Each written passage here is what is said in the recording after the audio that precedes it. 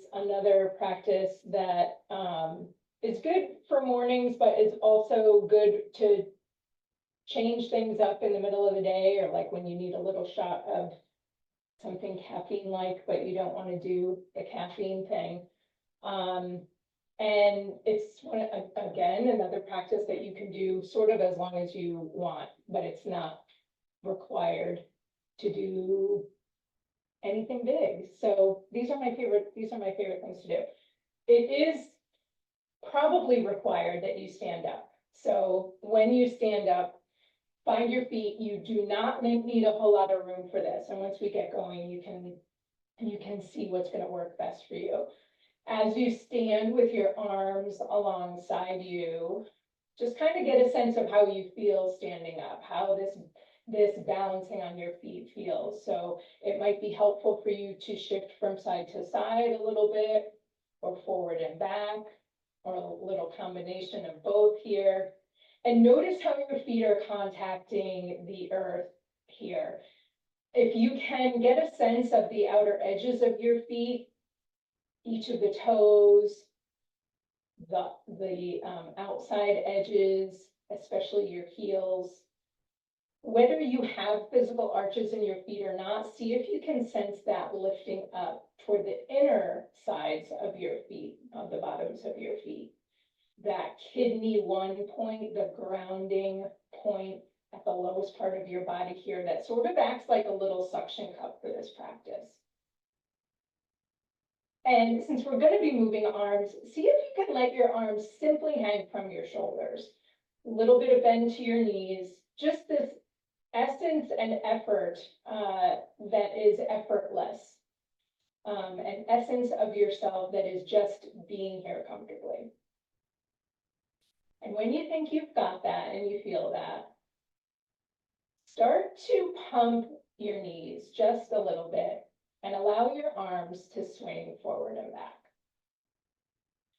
And when I say allow your arms to swing, this is not swinging your arms from your shoulder.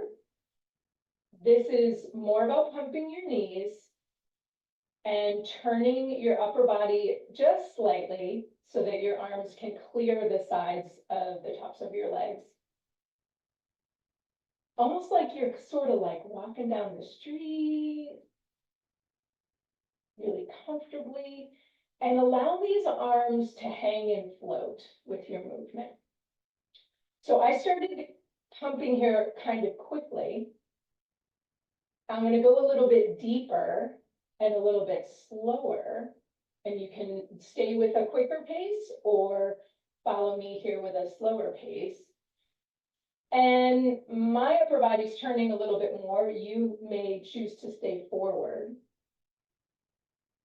And see how this is starting to feel. You might notice in your feet that your feet are kind of gripping the earth. Make sure they're not over gripping, but that little suction cup is coming in handy here for you.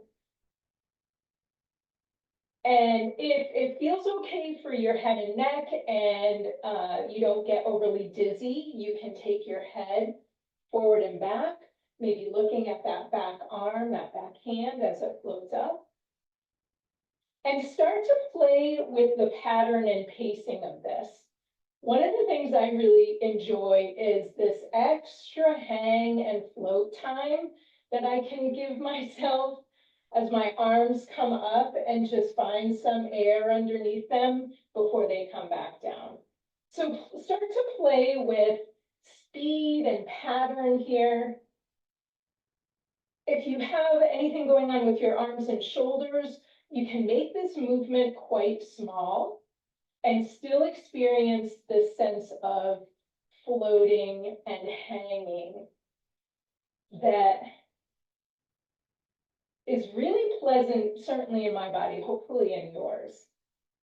We know that the nervous system enjoys rocking, so there's a sense of rocking that's going on here.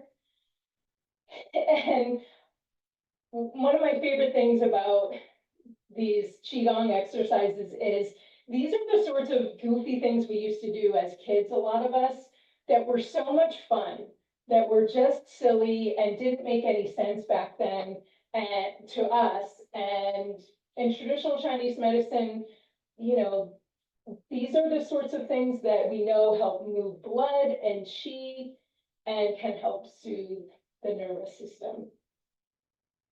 I find that I can't really continue to be in a bad mood if I'm doing this practice.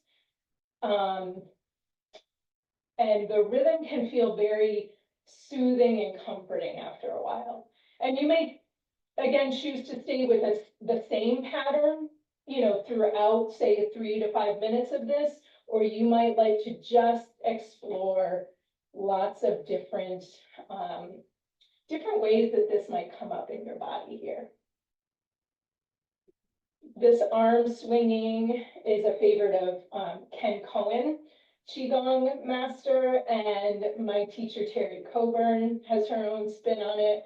And really no two people do this practice the same way. And I think that's what makes it fun.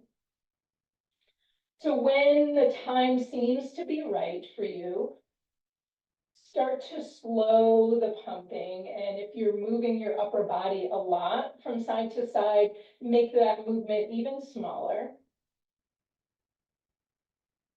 And maybe like a rubber ball, start to come to stillness, the way a rubber ball just bounces more and more and more until it's eventually still and your arms will stop on their own. And then come back to your feet again. Maybe close your eyes. Notice how your fingertips feel. Yeah, and with your hands or just with your intention, bring your awareness to your center below your belly button. And see if you can sense your energy as if you had taken your hands around a ball of energy and brought it back into your center to let it get reabsorbed by your body. Little storage tank to be useful to you later on. Nice big breath here. Sense of settling.